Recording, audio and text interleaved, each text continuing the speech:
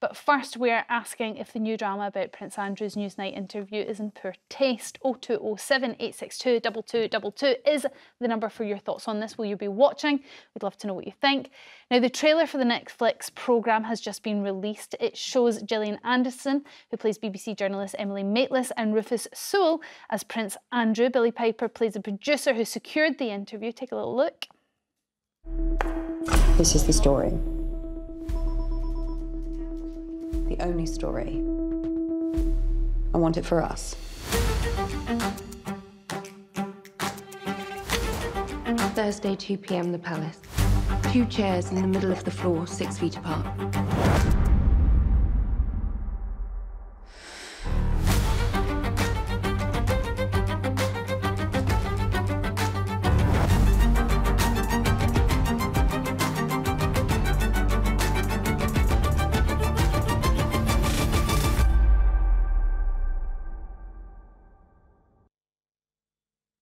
Now, you'll remember that the interview was meant to help Andrew address the speculation about his connection to the convicted sex offender Jeffrey Epstein, but it turned into a PR disaster, which actually forced him to step back from his public duties a week later, and he also sequentially stripped of his military roles and the use of his Royal Highness title.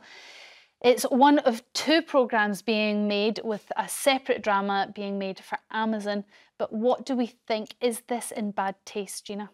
I do think it's too soon. I mean, I think we make dramas of things that happen and people are interested and you want to see what happened behind the scene, because it was that car crash interview that really changed his standing in the royal family and his future. But, and it's important because of the connection with Epstein.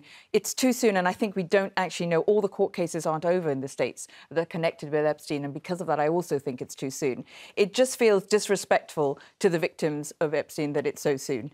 Well, I have to say, because I'm being asked to, that obviously Andrew has denied but it's a connection and all wrongdoing. But going back to the too soon comment, because I think a lot of people are going to feel that way, and you might have a point. But this happens all the time. You think of the post office scandal and the drama that's been out. Yes, but how many? No. But the post office scandal. I mean, it's taken 20 years for that to come through. Actually, that's been going on for a long time. But it's not completed yet. No. The case is not closed. The case that is different, because that's ongoing, and you're going to have the system is still in place, and it's still people are still being found guilty for accounting errors. So that's an ongoing problem. This is something that I think is so, you have to, when it's the nature of the accusations that are being made are so sensitive, that I think you have to be more careful on this. And I do think it's too soon. It is too soon. No, I don't think it is at all. I can't imagine why anyone would think it was in poor taste. I mean, you mentioned Mr. Bates wasn't in poor taste. Do we think that the recent I don't think the time matters that much. I think, the recent documentary called The Long Shadow, which was about the Ripper, Jeffrey Dahmer drama that was also on the one on Chernobyl. Yeah, but again, the time finished. Oh, you've just had a word there. Let me have a word. The one on Chernobyl. I think drama is meant to inform and to educate, and I think not everybody might have seen that interview. I think it's really important. Ralph Fiennes came out this week and said that he thinks the trigger warning should be taken off theatre productions and drama, because they're meant to shock. They're meant to make you sit up and think. And I think this was a historic moment where Andrew went into this interview thinking he was going to exonerate himself. What happened was it wrecked his royal career. It arguably wrecked his life. It stripped him, as you said, of all his military titles. Life as he knew it ended at the end of that interview.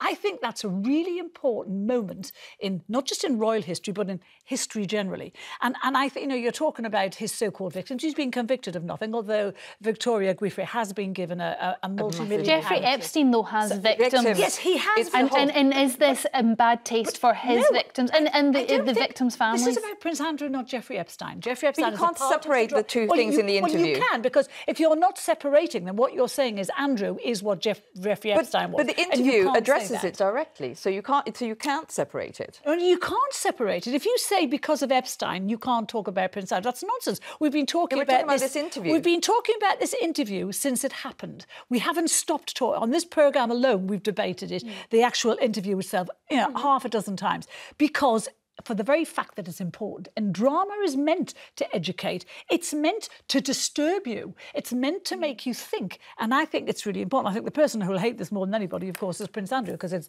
as far as he's concerned, it's dragging it up again. Well, the royal family in general won't be happy about it. I don't see the poor taste argument here at all. Helen from Dorset, what's your thoughts on this?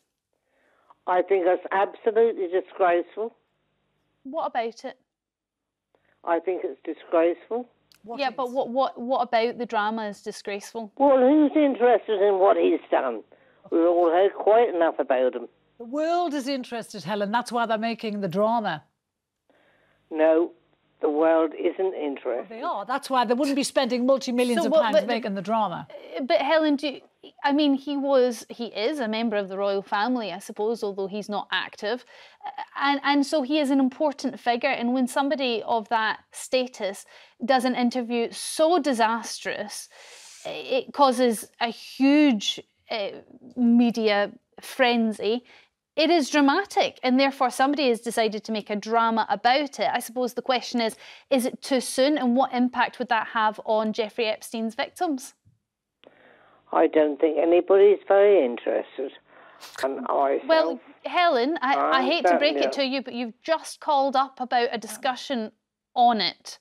So there is an element of interest from you, whether it's negative or positive. Yes, it's made me phone you.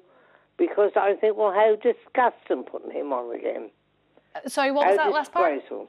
Disgraceful. But who's being disgraceful? Are the makers of the documentary being disgraceful? In which case, why? Was Prince Andrew's attitude during the interview disgraceful? In which case, what part of it did you particularly find disgraceful? I'm just hearing one word from you.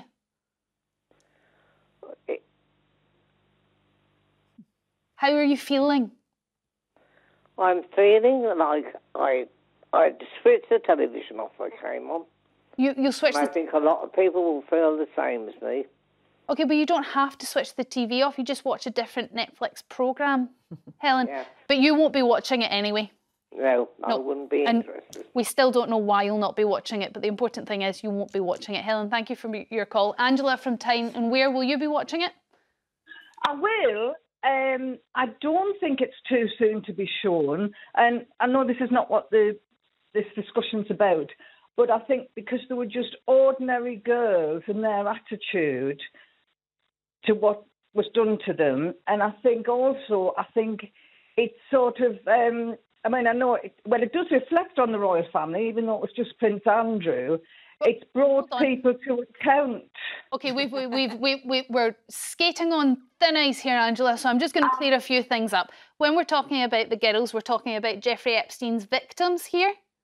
Yes. The young women that he trafficked. Okay, fine. Yes. And what the interview looks at is Prince Andrew's association with a convicted sex offender and a paedophile, yeah. So you don't think it's too soon, but those victims are still alive. Their family are still very much watching television and living in society. So is this something that will be comfortable for them to be dredged up again? In all honesty, I haven't thought of that. I hope they've been contacted and I hope they're comfortable with the programme going out. But when you've said that, Storm, to be honest, a bit of me actually thinks, because I was just thinking it of, drama's informative and this needs to go out. But now you've said that, to be honest, from the victim's point of view, I hadn't thought of this before I rang up, but it maybe is a bit too soon. But I hope they've been consulted about the programme. Well, but even if they haven't, the thing is, Storm just said there about it being dredged up again. For these girls, it's not dredged up again. They've been living with this since the day it happened, so it's not going to be dredged up for them. And I think, if anything, this will help.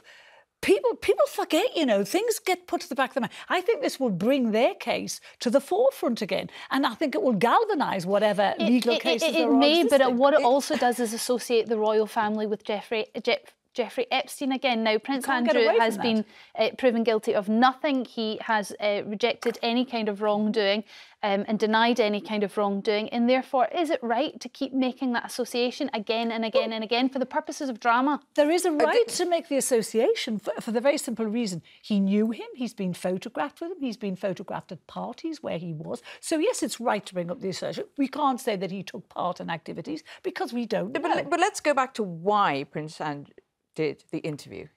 He chose to do the interview, presumably to clear himself. Yes. Yep.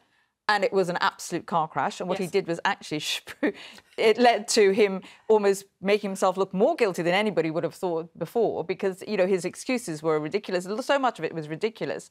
But I go back to the fact that I do think it's too soon, because whilst the victims, you're saying it's going to shine a light on what happened to them, they are still going through the trauma of what happened and it being brought to light in the court cases. And they're still going on. And a lot of those women, if you look at the documentary that's actually, not the drama, the documentary, which has interviewed some of them, they are traumatised by this experience. But if you were involved in a court case, Jeannie, you've been traumatised every single day that the court case is happening. But that's add not to a the drama. A drama is different. I don't think it is. I think it highlights it will highlight what happened to those girls. And I mean, you were talking about him going into this, you know.